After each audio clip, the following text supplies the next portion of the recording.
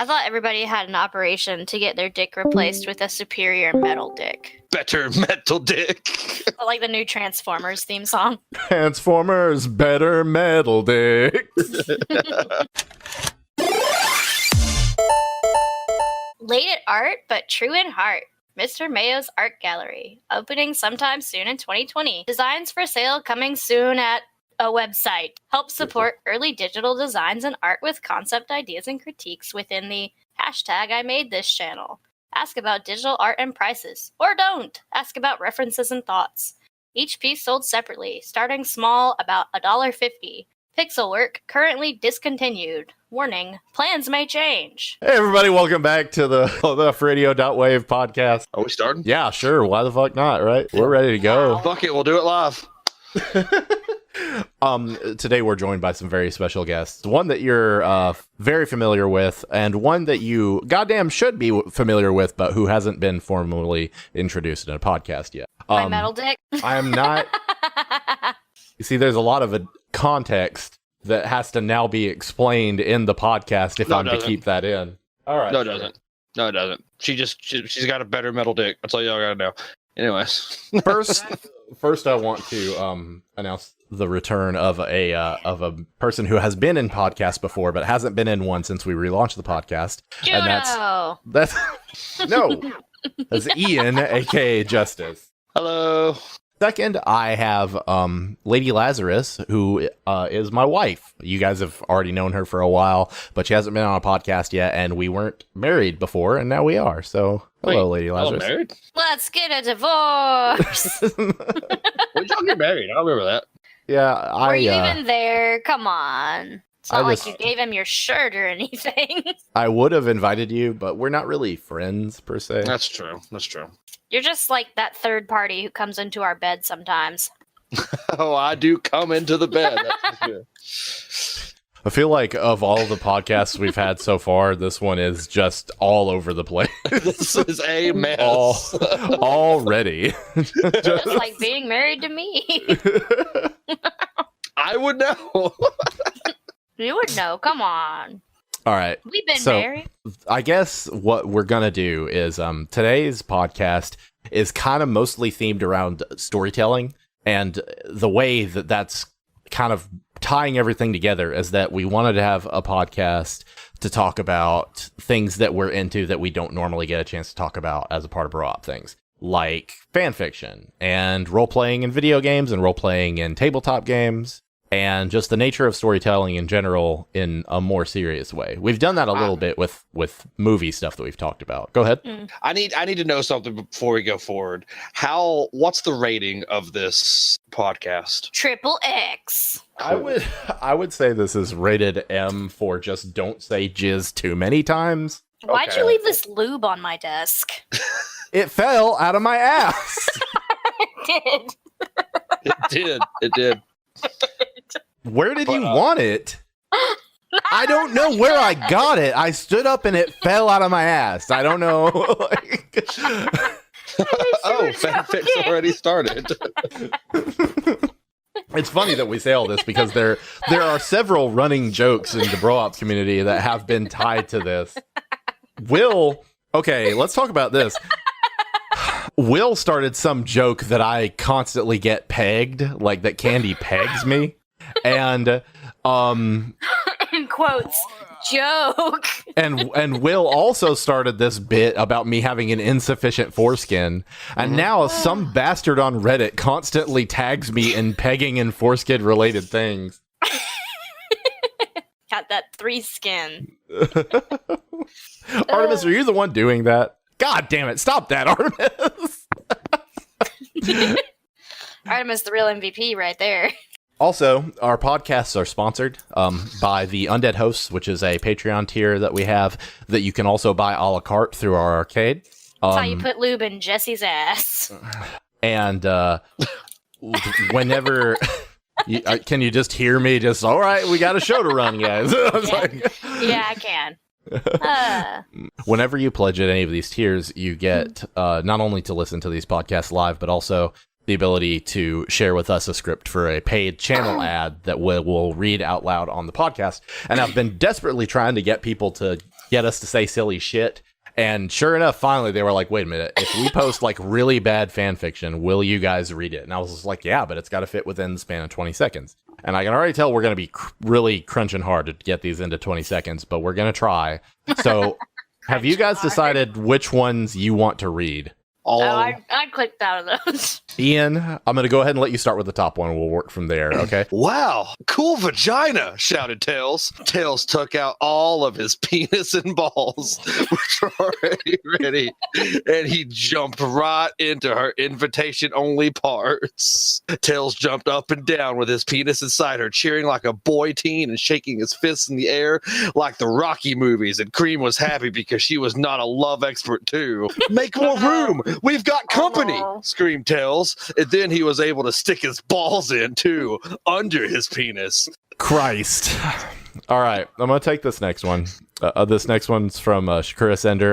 There's a lot more of it, and I'm sure the previous one wasn't under 20 seconds. Rouge lied down on the ground and put a curtain around her so no one could really see what was going on because it was going to be gross.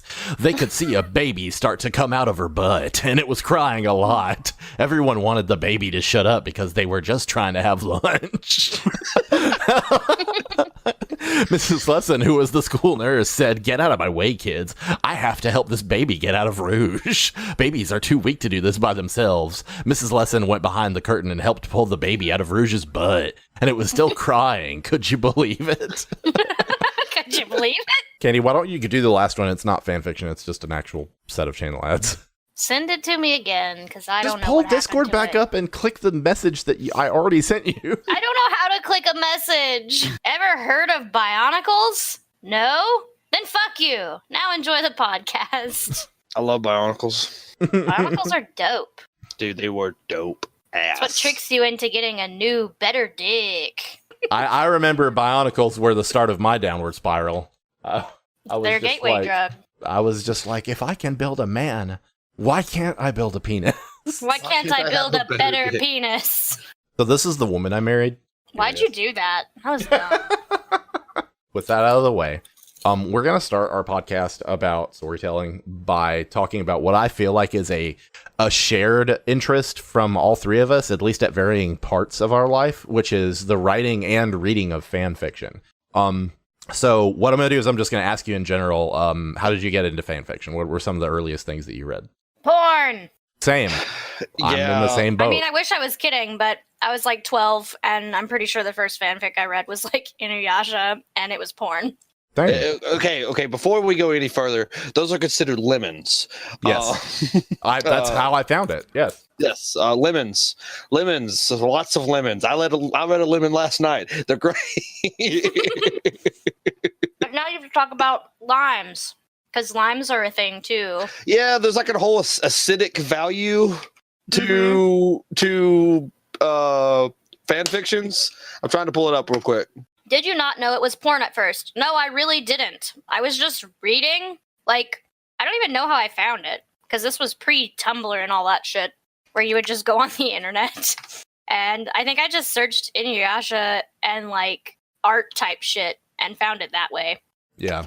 And it wasn't even, like, gross. It was just very vanilla, normal people sex. Just Yeah. very vanilla, normal people sex. That's not what I think of when I think of fanfiction now. And fanfiction now is, like, next level crazy sex scenes that I was not prepared for. Yeah. My first fanfiction was also porn, and it was me trying to find visual porn of Tenchi Universe stuff and not being able to, and only finding written porn. And in retrospect, these were all written by people who had never even seen a sex organ. Like, it was very obvious. Word. I mean, I think you can assume that, like, at least 50% of fanfiction is written by 12 to 15-year-olds who haven't had Yeah. sex. Yeah. And they're trying to write sex scenes and just having no idea what sex is like. And I think a lot of what we just read is more or less parody work of Yes. that natural phenomenon, because there's no way that was just sincerely that bad. No, yeah, that Bro. was definitely fucked up, like, No, parody. no, I 100% believe that there are some that are that bad. But after we kind of got into it from there, what was the first fan fiction style thing you ever wrote? That's a good question. Pretty sure it was some gay Buffy the Vampire Slayer shit. Yeah. As I one remember does. Or that. this one's actually kind of relevant because of what's going on right now, like what's the main thing we're playing right now and stuff. But one of the things I remember writing when I was really, really young was a Halo fan fiction. It was essentially Halo 4 before Halo 4 was Halo 4. And I remember starting on that, and yeah, I enjoyed it. It was fun. I got about two. Actually, I think it's still on fanfiction. Hang on. For me, it was Super Smash Brothers fanfiction. I was kind of bothered by the lack of an actual like forefront story when the opening cutscene of Super Smash Brothers Melee clearly kind of tells sort of a subtle story, and I was like, there needs to be an actual story. And I created this premise for why they were all like, it's very much your typical cliche crossover fight story where everybody's kidnapped to fight in a thing. And I only got a couple chapters into it, and the webmaster of the website kept editing in corrections to my work. Like whenever I would make a mistake, he would put a note. What website was this? Yeah, I know, right? Allowed? Well, the thing is, this was I didn't know about websites where you could post fan fiction of all kinds. It was a website specifically for Smash Brothers fan fiction. And so the guy kept editing in notes and saying, this is wrong, and I just quit. And I even got emails that was like, when are you going to come back to this? And I was like, thanks for asking, but never, because that was really irritating. Yeah. Oh, I forgot there were like self-insert characters. I found my. You found it? Oh. Yeah, it's 4 paragraphs. The first chapter is 4 paragraphs. 4 paragraphs. Amazing. Artiste. Oh, fuck. Mr. Chief was once an soldier. Oh no. I will read like 2 sentences real quick. The doors to the barracks opened, and in walked the old man in white. Old man and white are all 3 capitalized. He walked to a certain cell, opened the door, and walked in. Before him lay a man, young, muscular, tall, and scarred. Spartan 651, it's time, said the old man. Wow. Wow. So am I the only person here who still writes fan fiction? I wrote some maybe 2 years ago that you knew about because I was trying to do some for writing exercises. I did a Zelda piece that was like its own independent story that some people liked, and I think you liked. But outside of that, I guess you are. Ian, are you still writing fan fiction? Well, I mean, technically no, but I mean, I do. I know this might be somewhat of a segue. I don't know if I want to segue yet, but I mean, I do RP and stuff like that, and I RP pretty heavily in like Final Fantasy. So I mean, in a lot of ways, you can consider roleplay fan fiction, especially if it's of already set in the universe. So. Well, before we transition, one of the questions that we have in the chat is, what kind of fan fiction do you write, Lazarus? Crossover stuff mostly, and I currently have a startlingly popular Harry Potter fan fiction that I haven't written in like 2 years, but Is it it's Harry still Potter weirdly the wand? popular. And the Wand of Unimaginable Girth, is that it? It is not, and it has no porn in it. It's just Harry Potter, and it's a crossover with The Walking Dead because I'm a nerd. Cool. Yeah. I keep trying to get her to resume it in the form of like a Patreon type thing to where she's like motivated to, because I really do think she has enough fans that people probably would. But in reality, with her, and I completely get it, it's very similar to my problems. It's not always just the motivation. It's the when the fuck am I going to do it? Yeah. Another person who would have been actually really interesting to have on this podcast, but I don't think she would have liked to have talked about it because she's super embarrassed about it, is Courtney. She actually has a bunch of fan fictions that are still on fan fiction, a bunch of like Kingdom Hearts, Danny Phantom crossovers and stuff like that. People like what they like, and if there's a market for it, like who are we to judge? Yeah, like I give her crap about it, but I don't actually I'm just messing with her, Mm-hmm. I'm glad I remembered this because I almost forgot it. We've been watching a show called Ugly Delicious, and they said something in Ugly Delicious that I was like, I've got to remember that for this podcast. which is it was talking about how anyone who is first getting started in their craft imitates the ones that they love. They first imitate the ones that they're impressed by, and then they transition into trying to mix things up and make an original product. And that when I heard that, I was like, God damn, that's fan fiction in a nutshell, isn't it? Because now we are getting to the point to where people who already had a little bit of fame on the internet for their fan fiction are becoming published authors in their own right. Well, and I think there's more to it than that too, because I quit reading Harry Potter 10 years ago, but I still read Harry Potter fan fiction and still write it, because even when something's good, it can be made better. Yeah, I like the notion of that too. And I have really enjoyed other fan works in the past as well. Like even just silly shit that I've seen a long time ago, like on YouTube and shit like that, where people would make like fan films of stuff. Like it always kind of serves to fill the gap of, well, there was a lot of world building that wasn't explored when the series ended. Yeah. Or, there were a lot of characters that we didn't really get to see the resolution of their arcs and things like that. Well, and there's also this limitation because things are popular fiction. Like, you can't do certain things if it's for children or if it's for teens. So you can add that in where you wanted it. I think a good example, well, not necessarily a good example of what you're talking about, but kind of like a parallel to what you were talking about is, I mean, like look at like the expanded universe to like Star Wars and stuff like that. Is now technically all of those books and stuff of the expanded universe are kind of fan fiction now, because they're not canon anymore. Yeah. I know they're not fan fiction. I mean, that they live in their own type of continuity now, but like at the time we only got so much from the movie, so people went out and got the rights and made their own stories to fill in the gaps, so. Well, and another example of that, I didn't really fully understand how that worked until I learned more about the author of the Crystal Shard trilogy and stuff like that, the Driss Jordan books. And, I found out that a lot of times those people are like commissioned out, like, hey, we own the rights to this universe, we need you to write a book in this universe. And it's that simple. It's grunt work. And you get shit pay, and then it gets popular. It's like, oh shit, yeah, we've got to hire you on for more. We've got to pay you more, until all of a sudden you've got a great deal of fucking agency in the world building. And that's exactly what happened to that guy. R.A. Salvatore is his name. I had forgotten it until now.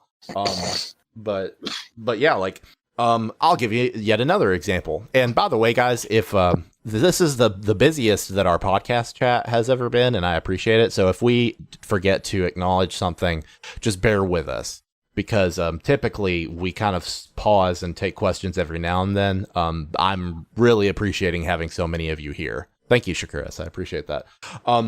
Jesse, edit that out, because that's... Edit what out? Your heartwarming moment? Just me talking about all that. It's unnecessary. So is the L word relevant to this fan section, like this crowd? Why not? Should Go I ahead. just not talk about it? So I don't know how many people know this, but the L word was like lesbian TV that was on 10 years ago, and then it ended, and it had 6 seasons.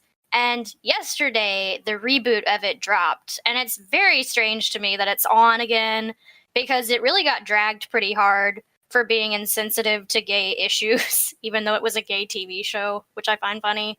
And it's just obvious that they're trying really hard not to fall into that trap again.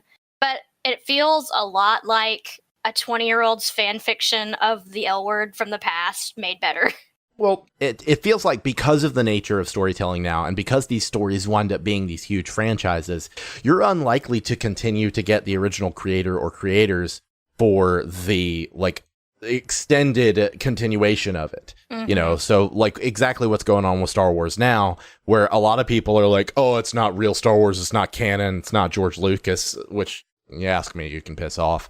But likewise, you have the exact same mentality of, like I said, we're going to hire this person on, and then now that person either has to come to the table with an existing love of the story, or do their research, or both. And they're essentially creating fan fiction, because they're creating imitation work in an existing universe, and it becomes the scrutiny of the whole world, because they're looking at it and analyzing it. People don't realize that they're doing it, but they're analyzing it against the original work. Oh, and they're picking it apart based on what they do like, what they don't like, And people will find themselves saying things like, well, this isn't really Star Wars because X. Yeah, and when at the end of the day, they don't realize that the original had issues and stuff like that they just fail to look at and see because of the nostalgia of it too. You know, like how sad would it be if I was like, this isn't the L word now because it's not transphobic anymore. Yeah.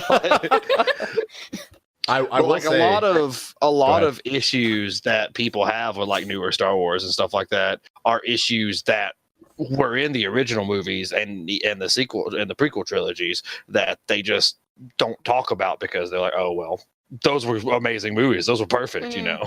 Yeah. But well, it's likewise, really easy to put rose-colored glasses on something that you love and just ignore all the flaws. absolutely.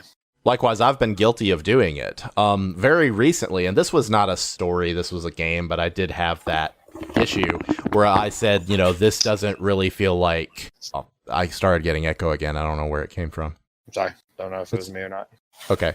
Well, I had that issue with Cube World. I was just like, you know, this isn't Cube World, it doesn't feel the same, and I got some criticism of that, but I had at least what I thought was some merit for feeling that way. But an actual storytelling example of that is something I've been delighted to talk about today is when Candy and I watched the all-female Ghostbusters. Oh God. And it's so interesting because Candy, how long had we been dating when we watched that? Can you give me an estimate? Probably 2 years. We've been together a pretty good amount of time. A long enough time, but I was still worried that you were going, like, I was kind of worried that if I didn't like it. Well, no, I wasn't worried that you were going to like it. I was worried that if I didn't like it, you were going to resent me for that. And what wound up happening is I went in with, you know, lowered expectations and at least a little bit of like open understanding of like trying to understand and appreciate this is its own separate world. It's its own separate like story, and I'm not getting the sequel I wanted. Like this will just be something that's on its own.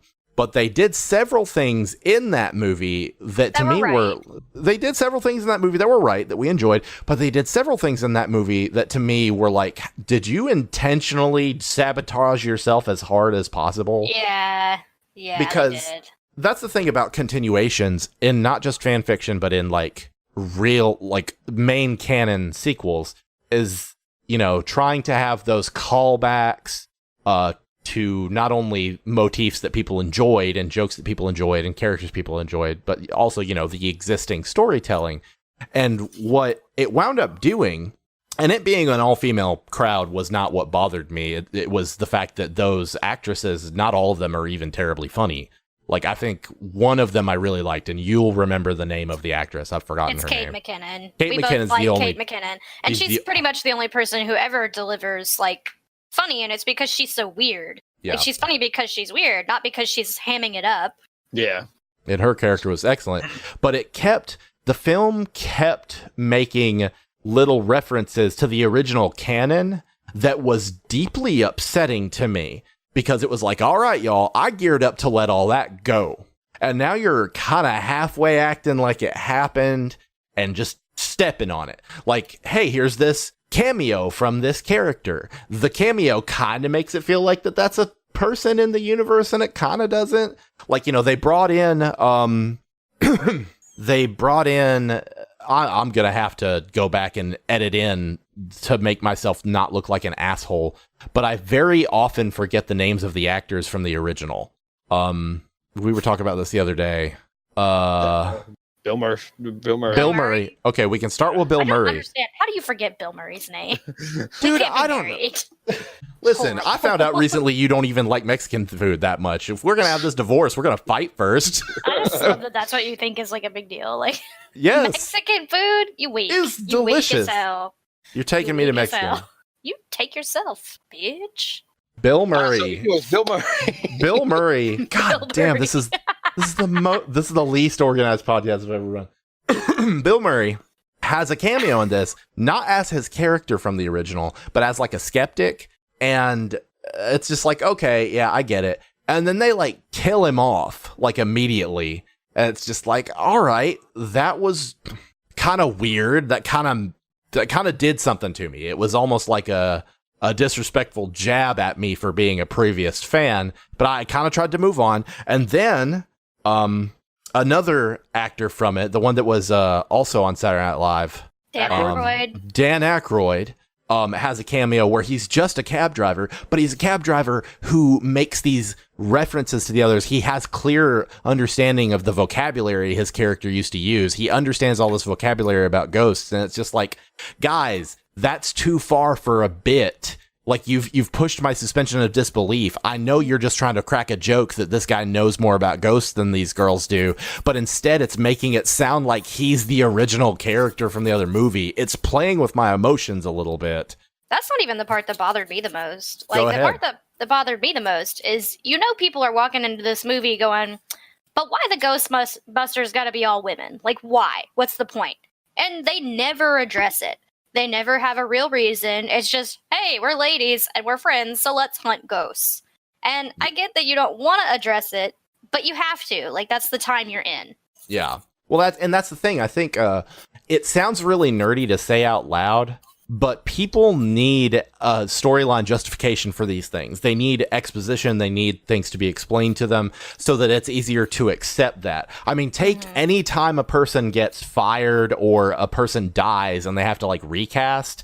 If you don't give me some sort of like storyline justification for that, it's fucking with my suspension of disbelief. If you can take a moment to call people fucking sis because of phone calls, then you can take a moment to explain why all the Ghostbusters are women. Why don't you give some more like explanation of the context of that?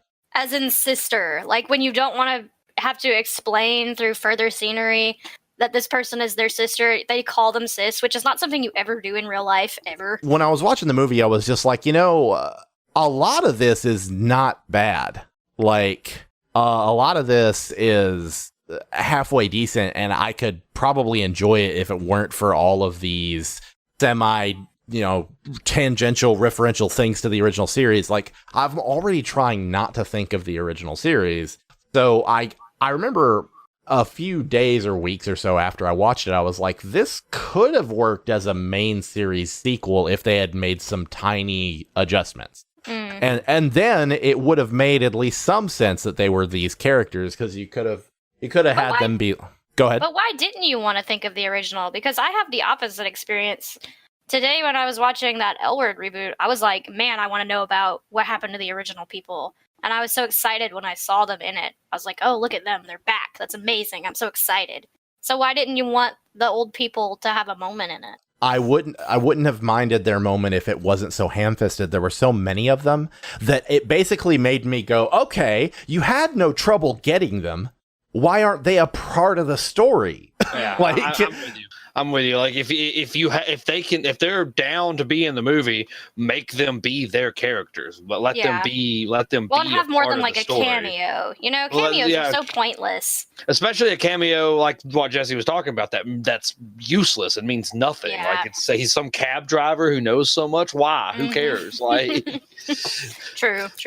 we walked out of that movie and.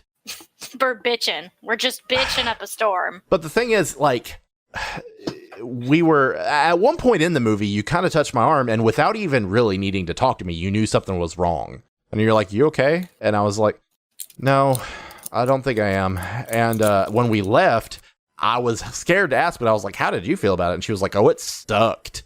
And I was like, okay, I'm safe. Like, I'm safe to talk about this. And I was like, I feel like I could cry about how much I didn't like this movie. And you were like, well, I don't feel like I'm that far off. And I'm just like, I feel like they just dug up my dead grandfather and paraded him around in front of me. Like, I feel like, look what they did to my boy. Because, like, when you make something like this that is clearly a nostalgia grab, I don't think there's anything wrong with it. I've heard people be like, oh, I'm ready for movies and games and books to stop being like these remakes and rehashes of old ideas.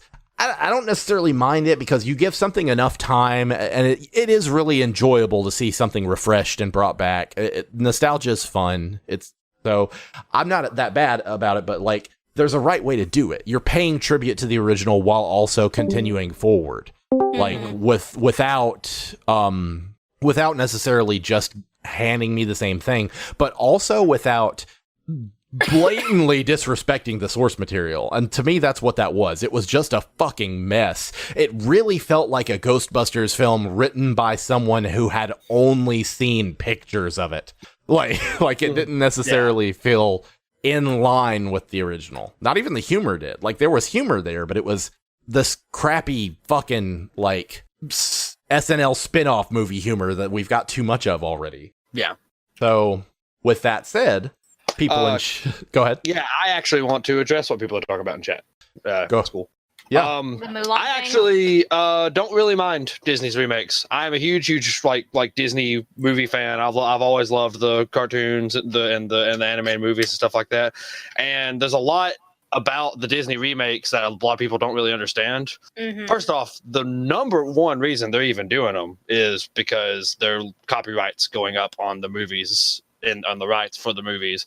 Yeah. And instead of renewing the copyright and spending money to do that, they know they can make money by just making Doing a new another version movie. of the movie. Yeah. So I can't blame them with that. That's good business. But I responded and said, like, I'm excited for Mulan. It's already getting a lot of hate, but you can tell they've taken a lot of steps to make it a better movie, to make it like a more conscious movie. It's less, and I think Mulan's probably the biggest example of what I'm about to say. Mulan is actually not really a remake of the animated movie. Mulan is actually a retelling of the actual myth of Mulan, whereas the animated movie took a lot of liberties and stuff. Well, I'm sure this one will too, but it's not a remake of the original animated movie. It's got a lot different about it, and I'm really excited about it. One thing that it appears to be doing right, and we weren't that confident when we saw the first trailer, was while it is a retelling that's more faithful to the original myth, it's clearly doing several references to the nostalgia the music, that we when I saw the full trailer, the music was so exciting because they did reference like all of the classic songs. Though, to be fair, I don't know if they had 100% intention to do that until people were like, "What? This doesn't look anything like Mulan." I'm like, "Well, guys, it's not that. It's its own thing." But because people were so like, "Oh, this doesn't look anything like it," I think they might have been like, "Okay, let's throw Mega Man out of you in there, make people happy." I can't say though, this is the first Disney remake that I've been excited about out of all of them. Like, I was not excited about any of them, and we saw the Beauty and the Beast one and thought it was just fucking trash. Like, it was terrible. I really liked it. I liked hated Beauty and the it. Beast. I hated it. I liked the Beauty and the Beast remake. I haven't seen Dumbo. I haven't seen Cinderella, but I liked Maleficent. You can kind of consider it a remake in some ways, but also it's kind of its own thing too. Lion King, I liked it. I had some issues, but overall it was good. Overall, I like this comment in chat. I want Disney to make good animated films again. Yes, and I really think that's what people get upset about, is they're making these live actions instead of animated films, which is their home. So it's like, why won't you just go back to what you were good at? Frozen 2 was fantastic. Moana's great. But is that really Disney? And I think that's the question. Like, when you have Pixar come in and make these very similar kind of movies, like, is that really Disney anymore? Is it really comes back old to school Disney? It comes back to the previous gatekeeping element of, does it have the same soul, right? Yeah. And what I feel like is the last film that they produced that had the same soul that you're talking about is Princess and the Frog. And they did that on purpose. They very intentionally made a fully hand-animated film because they hadn't done that in a while. Well, and because they had a point to prove that you could do this and have a black princess. Yeah.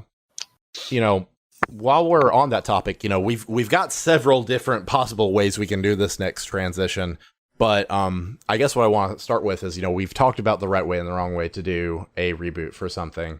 And in a previous podcast, we talked about this kind of newer concept that a franchise can be debooted. We talked a little bit about how the Devil May Cry games went through so many iterations, and then they tried to reboot it, and it wasn't as well received. And then now they've went ahead and put out Devil May Cry 5, which is a return to the original canon. And that's something I was curious if storytellers would ever become confident enough to do that, where they can literally just go, okay, that was an attempt but we are going to go ahead and continue the canon of the last thing as if this never happened. That's the same thing that appears to be what they're doing with this new Terminator movie, because if you look at the information behind it, it's canonically right after 2, and 3 should canonically be right after 2, but there's been so much time fuckery in this series now. You know, the most recent ones before this one were kind of like time fuckered rehashes of those events. And it really feels like they're like, okay, all these others that we've done, fuck them. Just fuck them. This one's right after 2. You guys loved 2. Like, so, and another one that's coming up that I have been just praying for, absolutely praying for, that you guys have been talking about in the chat a little bit since you found out about it, is the debut of the Ghostbusters. Is this film, what's it called again? Ghostbusters Afterlife. Ghostbusters Afterlife. That is clearly some sort of canon continuation from Ghostbusters 2. So you need to watch the trailer on your own. The YouTube version of this, I'll include a link below. But essentially what the premise appears to be is the grandkid of Egon Spengler, it appears.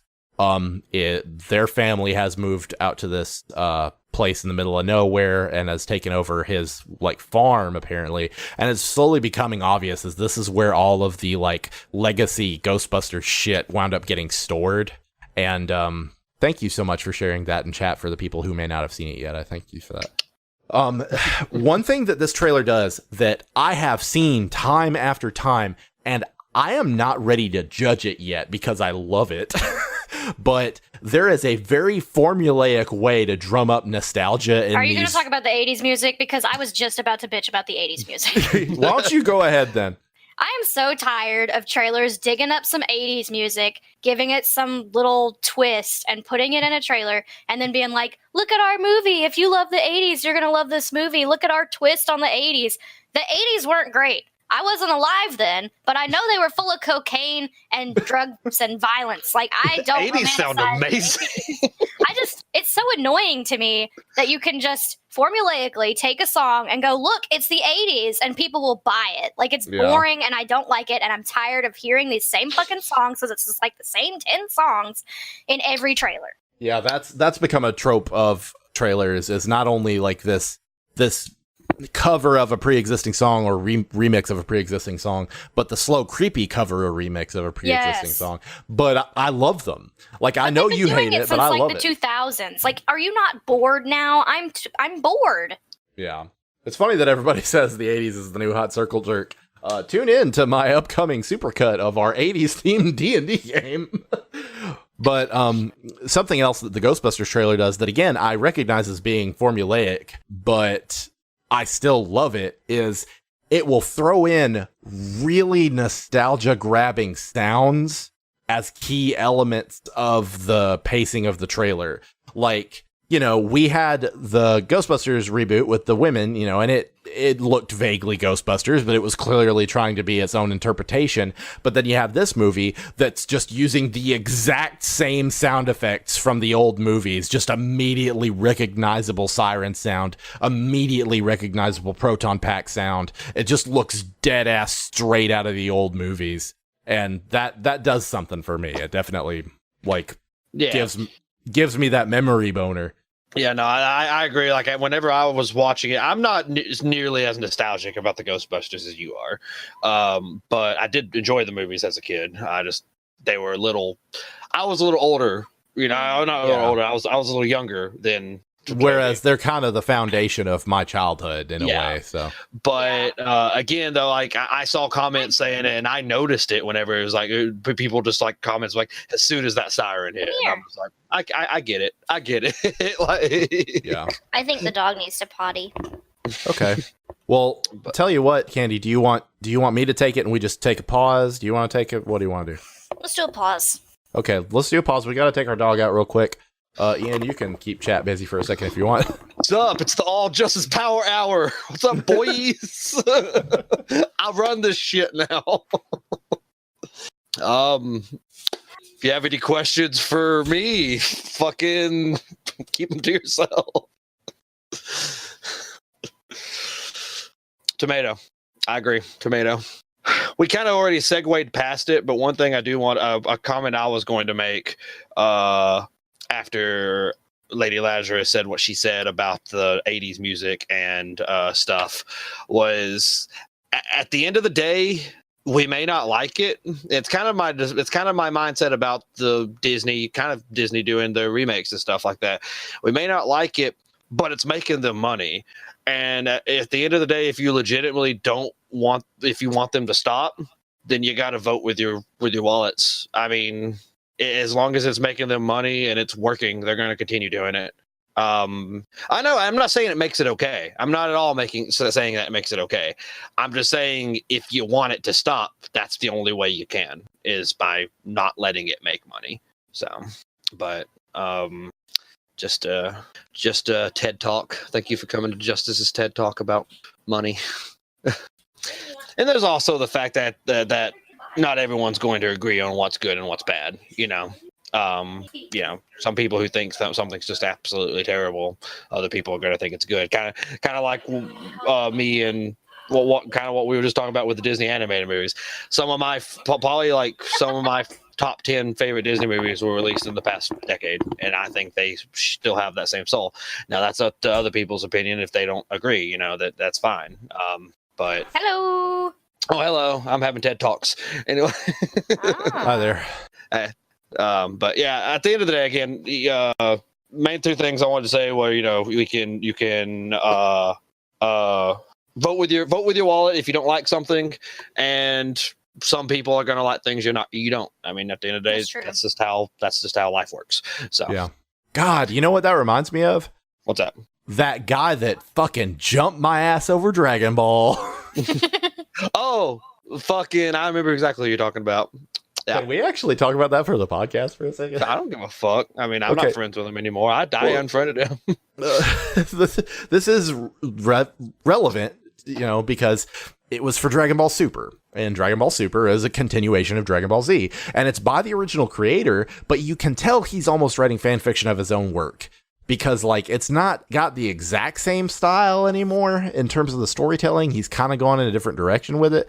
And, I'm not going to sit here and complain about people who prefer it or are, I've got some problems with it. And, I mentioned that in a Facebook comment thread.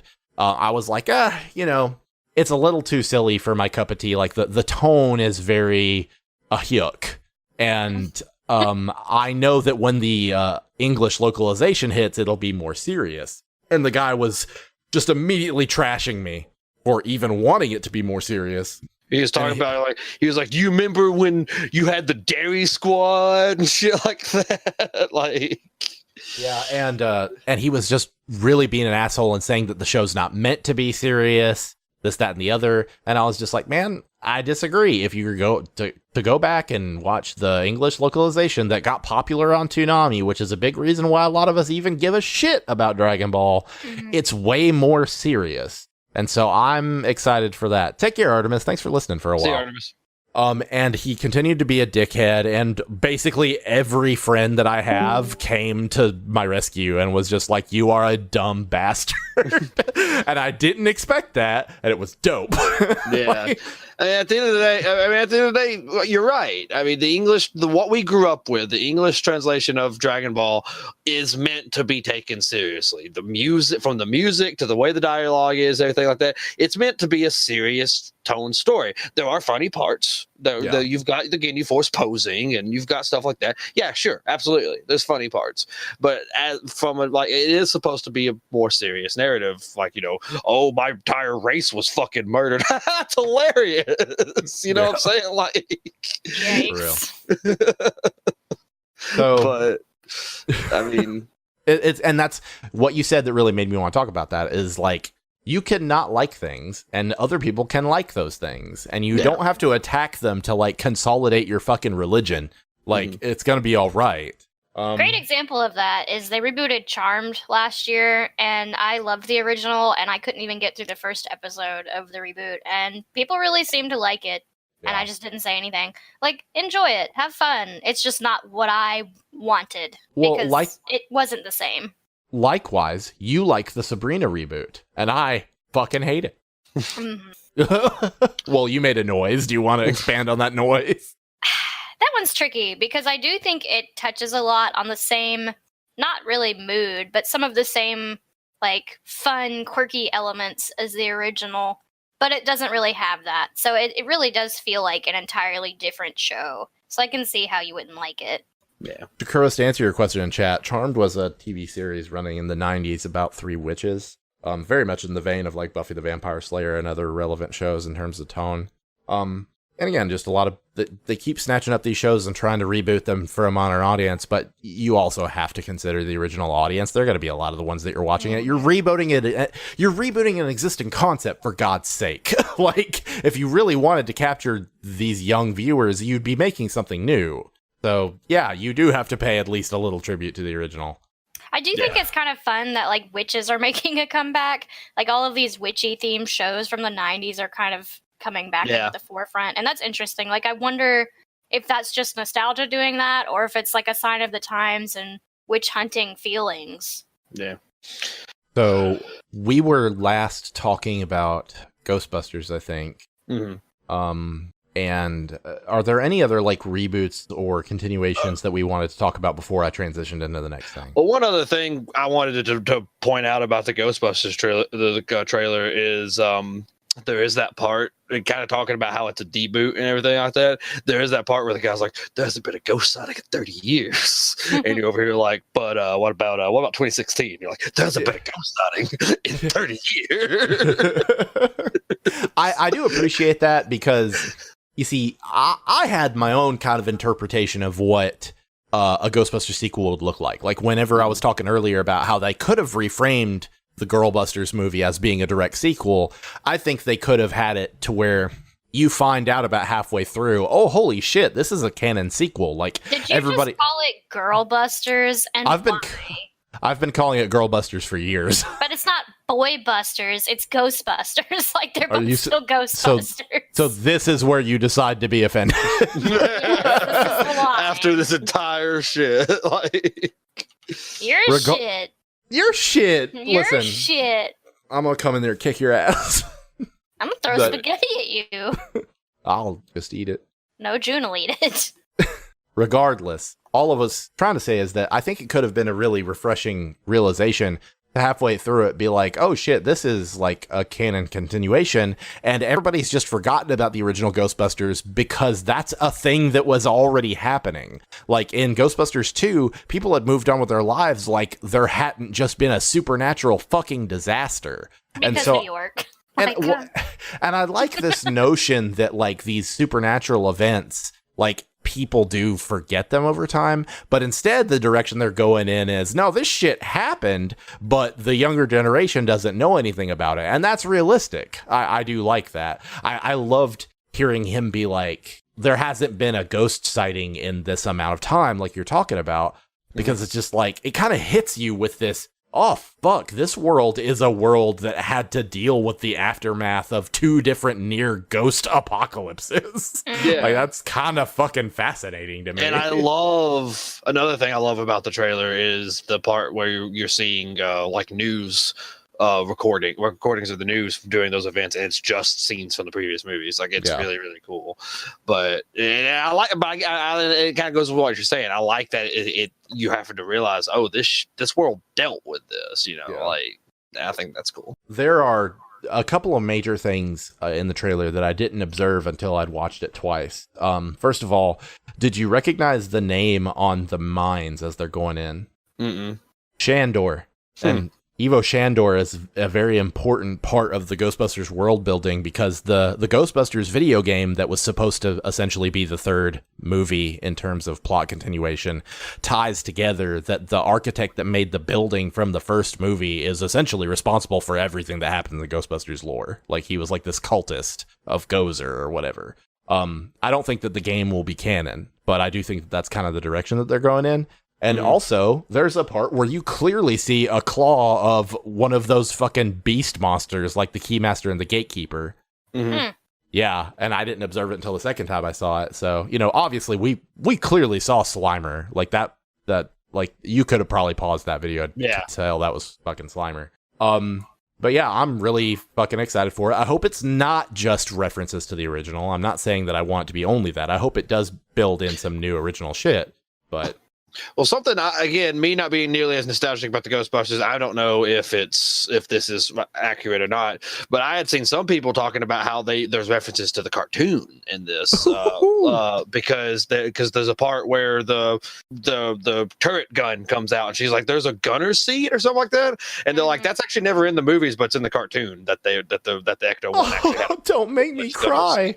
Oh, so that's awesome. Yeah, that's kick ass. So. Yeah, I love shit like that. Now, I will say this. I know that they release trailers with different tones on purpose. Like, one trailer will have a more serious tone, long enough for people to go, well, I'm not worried it's not going to be funny. And then the next trailer will be all humor, and people will be like, all right, I'm down. But I was sitting here going, God, this is really fucking epic, and doesn't really feel like Ghostbusters yet. So, because Ghostbusters is very much like crude adult humor. Like, that's kind of the tone of it. But I was like, I don't know what you said, Candy, when you saw the Ecto-1 driving through that field, but I noticed a reaction. I was like, yeah, that's really fucking interesting to see. Like this beautiful high-def shot of the Ecto-1 driving through a fucking cornfield.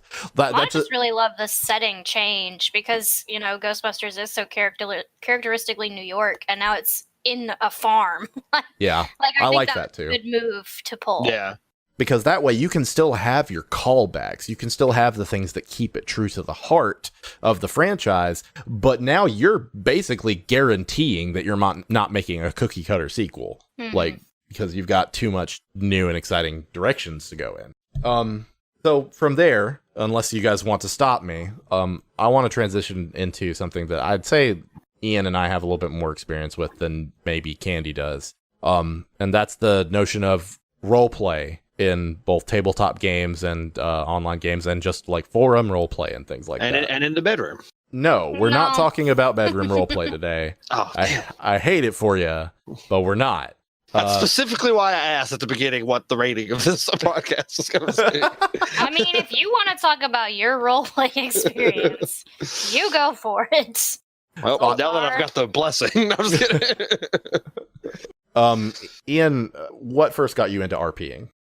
It was forum RP. I don't know. I honestly couldn't tell you how I stumbled upon it. Was it on Gaia Online, or was it a different forum? I never RP'd on Gaia. I know a lot of people who I talk about like with RPing about are always like, dude, were you on Gaia? I was like, nah, man. I made an avatar on Gaia, but that's about it. But no, I never played on Gaia. I literally, I don't know. Again, I don't know how I discovered it, but I remember I was in so many.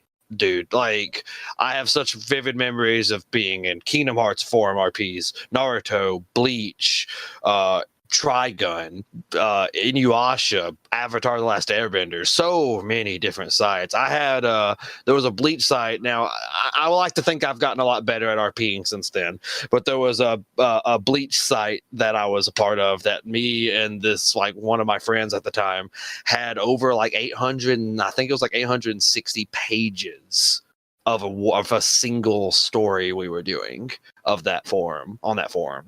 And at the time, my RP wasn't all that great. There were many single line posts by all means, but still, to have that long of a fucking post, and and it just evolved, it went from doing it in forums and stuff like that to doing it on Second Life. I was part of Star Fox, Kingdom Hearts, Final Fantasy, stuff like that in Second Life. Now I've RP'd in WoW, I've RP'd in Final Fantasy 14, Elder Scrolls Online. Just, I've done a lot of RP. You see, I don't really remember the first time I RP'd. I tried to RP in a forum post on Gaia, and I didn't know what I was doing. Mm-hmm. But I think the first time that I really found myself out of my element in that is there was a game that I used to play a long time ago that was a massively multi-user dungeon. It was it was like a MMO text-based game, and fuck if I don't remember what it was, but it was based on Forgotten Realms. Mm-hmm. And once I got out with other people, I realized, oh shit, these are players, but they're all speaking in character. Like, they're not speaking out of character at all. And I was kind of bored of the area that I was in, and there was a group that was about to make a pilgrimage to another area, and I was like, okay, yeah, sure, I'll go. And I was trying to stay in character, but they had been saying, they were like, if you don't make it through these woods, like, you're hella dead, and it was like permadeath. So I was like, okay, well, I'll just stick with these guys. Nothing will happen. We'll get to the other area and I'll be set. And at a spot along the way, the guy leading the group got disconnected. Like it in this game that we're supposed to be speaking in character the whole time, it's just like, Aragorn is DC'd. It's just, and I was just like, oh God. And then he came back and I was just like, don't do that. And he was like, do what? And I was like, God damn it, you guys, we can't even talk about this. So it was really not something that I was adjusted to. But then I guess after that, the first time I actually roleplayed as a part of a game per se wasn't until D&D. I think now the only additional roleplay I've done in games was a little bit in Tibia, a little bit of attempted roleplay in what's that? The Old Republic?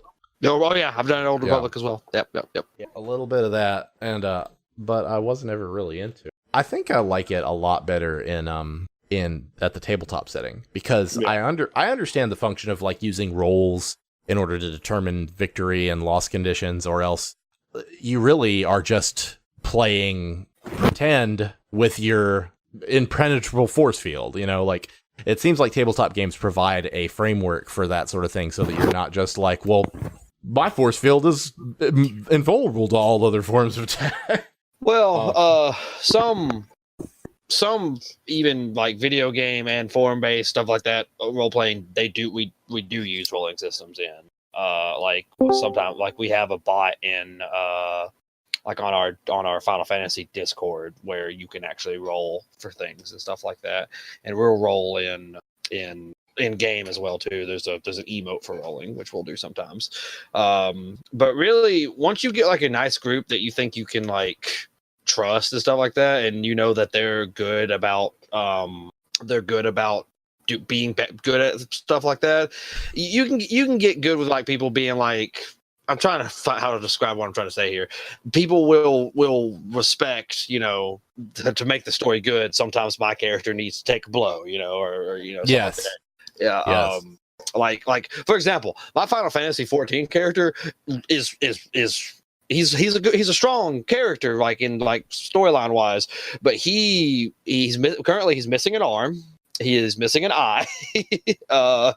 He's badly beaten on his left side. Like he's fucked up. Like he's taken some beatings in his life. So it's you just got to find people who would be willing to do stuff like that.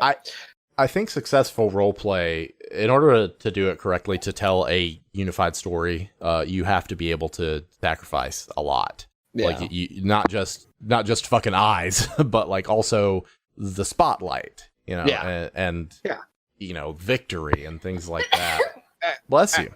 At the end of the day, role playing is just multiple people writing a story in a place where the setting's pretty much already been determined. And that's what you got to realize is to make a best story, sometimes you have to, like you said, be willing to sacrifice and know like, hey, this would be a good time for this character to have the spotlight, so I need to back up and stuff like that, So, Candy, do you have any experience with this kind of thing, either online or in any other settings? I don't. I do want to bring this up though.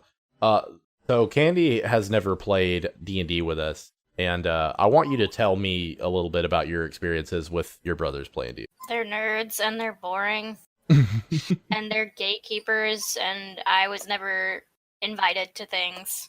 And so it's safe to say that really put a fucking sour taste in your mouth about the whole thing, right? Yes. Yeah. Why is that baby crying? You know why. She's a baby. She wants her papa. Uh-huh. You want to be on chat, June? Come back.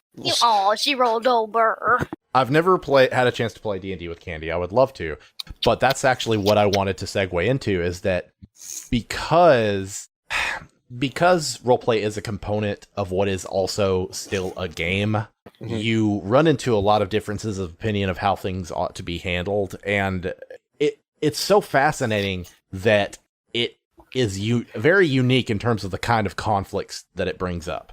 And I was worried that if she did play with us, it would be a source of conflict, because it's very easy to become competitive and to become really sore about the way things turn out.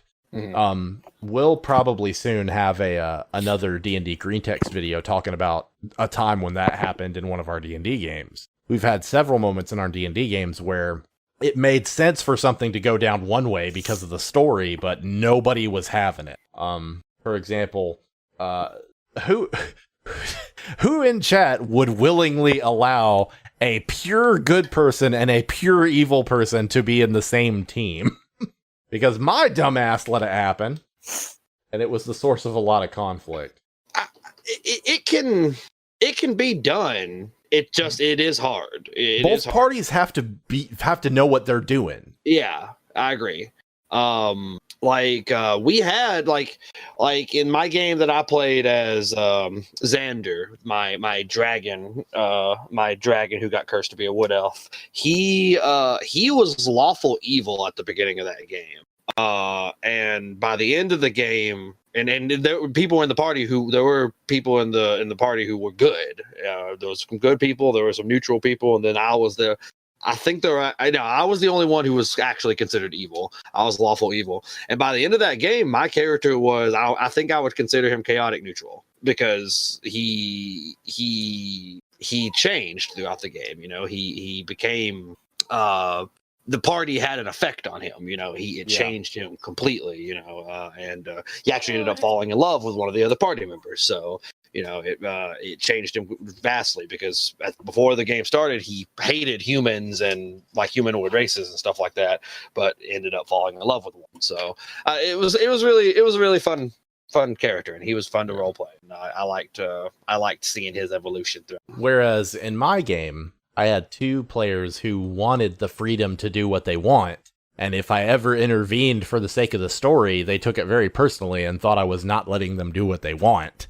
And it was just like, well, like you're both tied together by these magical gauntlet things. You've got to get to the solution of that mystery first, and then we can go somewhere from that. But, like, we've got to find some creative way to solve this. And that's something I didn't realize until maybe like the past 5 years or so, is that it's not really fair to assume the level of imagination of somebody else.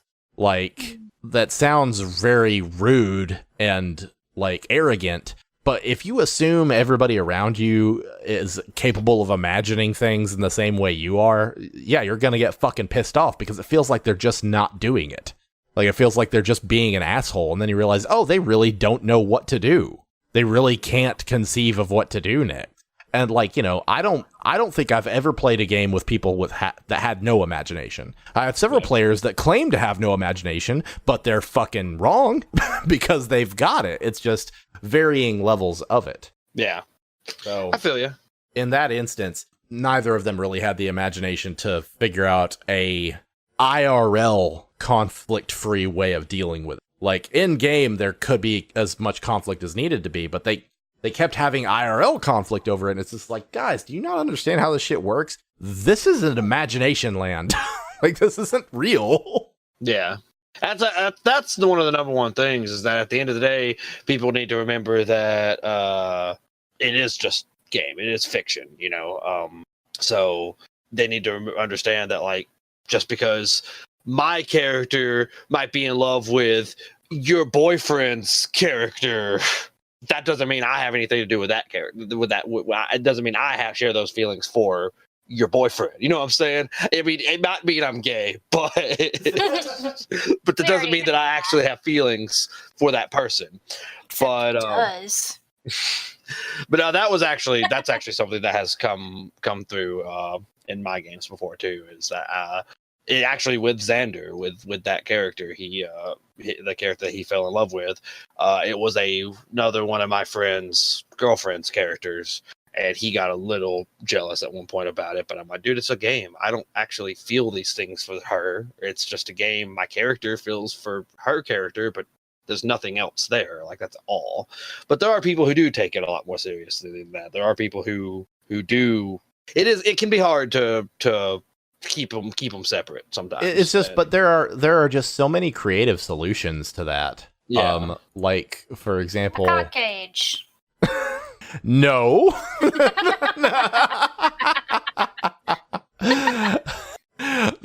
What was Like- that line earlier? Do you remember that? Oh man, the line from the show you were watching was just like, I know you need somebody who can get freaky and put your dick in a cage.